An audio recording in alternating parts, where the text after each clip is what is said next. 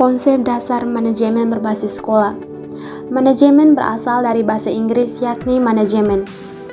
Menurut Gaffar tahun 1989, manajemen pendidikan merupakan suatu proses kerjasama yang sistematika, dan komprehensif dalam rangka mewujudkan tujuan pendidikan nasional.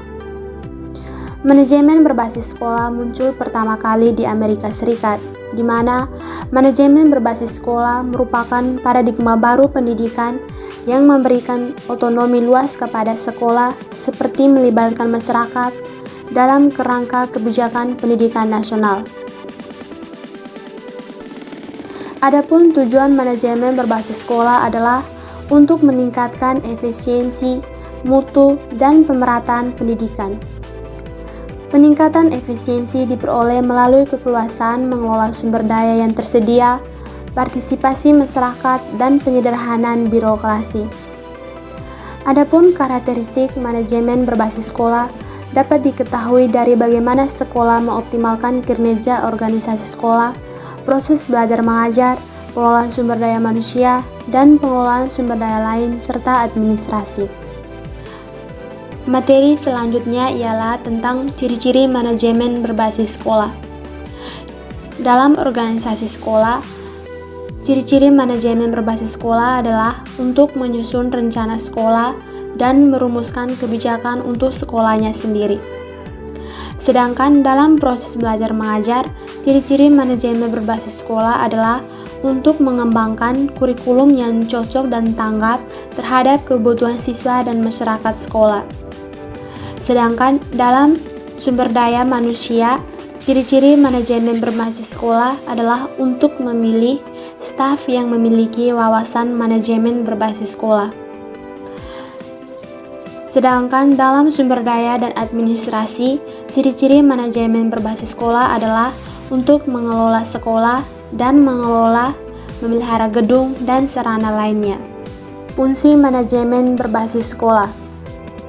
Ada 7 komponen sekolah yang harus dikelola sebagai bagian dari fungsi manajemen berbasis sekolah, yakni yang pertama, fungsi manajemen kurikulum dan program pendidikan. Fungsi manajemen kurikulum dan program pengajaran mencakup kegiatan perencanaan, pelaksanaan, dan penilaian kurikulum. Perencanaan dan pengembangan kurikulum nasional dilakukan oleh Departemen Pendidikan Nasional atau Pusat. Sekolah merealisasikan dan menyesuaikan dengan kegiatan pembelajaran. Sekolah turut bertugas dan berwenang mengembangkan kurikulum muatan lokal dengan kebutuhan masyarakat dan lingkungan setempat. Fungsi manajemen yang kedua ialah sebagai tenaga kependidikan. Fungsi manajemen tenaga kependidikan seperti guru dan personil bisa mencakup 1. Perencanaan pegawai, 2. Pengadaan pegawai, 3. Pembinaan dan pengembangan pegawai, 5. Promosi dan mutai, 6. Pemberhentian pegawai, 7. Kompensasi, 8. Penilaian pegawai.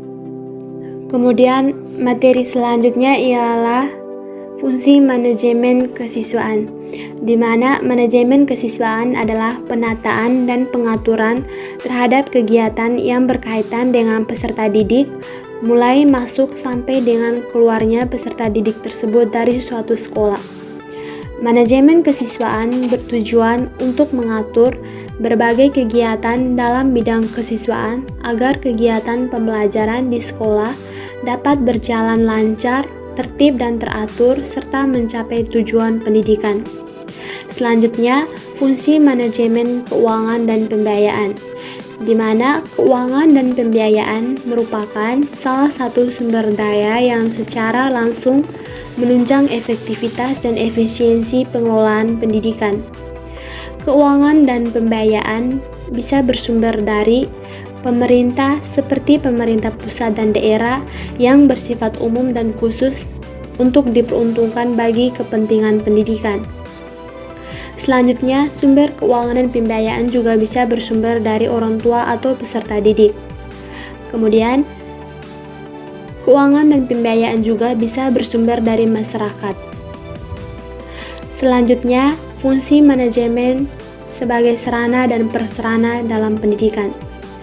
Sarana pendidikan adalah peralatan dan perlengkapan yang secara langsung dipergunakan dan menunjang proses pendidikan, khususnya proses belajar mengajar seperti gedung, ruang kelas, meja, kursi, serta alat-alat dan media pengajaran. Prasarana pendidikan adalah fasilitas yang secara tidak langsung menunjang jalannya proses pendidikan atau pengajaran seperti halaman, kebun dan taman sekolah, jalan menuju sekolah. Ya, fungsi manajemen pengelolaan hubungan sekolah dan masyarakat. Hubungan sekolah dan masyarakat merupakan sarana yang berperan dalam membina dan mengembangkan pertumbuhan peserta didik di sekolah. Hubungan sekolah dengan masyarakat bertujuan antara lain, yang pertama untuk memajukan kualitas pembelajaran dan pertumbuhan anak. Yang kedua, memperkokoh tujuan serta meningkatkan kualitas hidup dan penghidupan masyarakat. Yang ketiga, untuk menggairahkan masyarakat untuk menjalin hubungan dengan sekolah, di mana hubungan yang baik antara sekolah dan masyarakat akan membentuk saling pengertian antara sekolah, orang tua, masyarakat, dan lembaga-lembaga lain yang ada di masyarakat, termasuk dunia kerja, saling membantu antara sekolah dan masyarakat karena mengetahui manfaat, arti, dan pentingnya peranan masing-masing, kerjasama yang erat antara sekolah dengan berbagai pihak yang ada di masyarakat, dan mereka merasa ikut bertanggung jawab atas suksesnya pendidikan di sekolah. Selanjutnya, fungsi manajemen dalam layanan khusus, di mana manajemen layanan khusus meliputi manajemen perpustakaan, kesehatan, dan keamanan sekolah. Manajemen komponen tersebut merupakan bagian penting dari manajemen berbasis sekolah yang efektif dan efisiensi. Materi selanjutnya ialah tentang efektivitas, efisiensi, dan produktivitas manajemen berbasis sekolah. Yang pertama, kita akan melihat tentang efektivitas manajemen berbasis sekolah. Menurut Mulyasa pada tahun 2028 menyatakan bahwa efektivitas adalah adanya kesesuaian antara orang yang melaksanakan tugas dengan sasaran yang dituju. Efektivitas manajemen berbasis sekolah berarti bagaimana manajemen berbasis sekolah berhasil melaksanakan semua tugas pokok sekolah, menjalin partisipasi masyarakat, mendapatkan serta memanfaatkan sumber daya, sumber dana, dan sumber belajar untuk mewujudkan tujuan sekolah. Kemudian, efektivitas dapat dijadikan barometer untuk mengukur keberhasilan pendidikan dengan cara yang pertama, validitas intern, yaitu serangkaian tes dan penilaian yang dirancang untuk mengukur secara pasti ketercapaian sasaran suatu program pendidikan. Kemudian yang kedua, sebagai validitas eksternal, yaitu serangkaian tes dan penilaian yang dirancang untuk mengukur secara pasti perilaku suatu program pendidikan secara intern telah valid. Kemudian materi selanjutnya ialah tentang efisiensi dalam manajemen berbasis sekolah. Seperti kita ketahui bahwa efisiensi merupakan aspek penting dalam manajemen sekolah karena sekolah umumnya dihadapkan pada masalah kelangkaan sumber dana dan secara langsung berpengaruh terhadap kegiatan manajemen. Efisiensi dapat diklasifikasikan menjadi dua, yaitu efisiensi internal dan efisiensi eksternal. Yang pertama, kita akan melihat efisiensi internal, menunjukkan kepada hubungan antara output pendidikan seperti pencapaian pelajar dan input seperti sumber daya yang digunakan untuk memproses atau menghasilkan output pendidikan. Efisiensi internal biasanya diukur dengan biaya efektivitas. Sedangkan untuk efisiensi eksternal adalah hubungan antara biaya yang digunakan untuk menghasilkan tamatan dan keuntungan kumulatif, seperti individual, sosial, ekonomi, dan non-ekonomi, yang didapat setelah pada kurun waktu yang panjang di luar sekolah. Analisis biaya manfaat merupakan alat utama untuk mengukur efisiensi eksternal. Kemudian materi selanjutnya ialah tentang produktivitas manajemen berbasis sekolah, di mana konsep produktivitas pada awalnya dikemukakan oleh Quesnay, seorang ekonomi Prancis pada tahun 1776. Oleh karena itu, produktivitas senantiasa dikaitkan dengan kegiatan ekonomi, yakni mencapai hasil yang sebesar-besarnya dengan menggunakan sumber daya atau dana yang sekecil-kecilnya. Materi berikutnya ialah tentang koordinasi, komunikasi, dan supervisi manajemen berbasis sekolah. Yang pertama, kita akan melihat koordinasi. Koordinasi atau dalam bahasa Inggris coordination dan dari bahasa Latin yakni kam yang berarti berbeda-beda dan ordinare yang berarti penyusunan atau penempatan sesuatu pada keharusannya. Adapun karakteristik koordinasi, menurut Handayaningrat pada tahun 1992 mengemukakan karakteristik koordinasi sebagai berikut. A. Tanggung jawab koordinasi terletak pada pimpinan.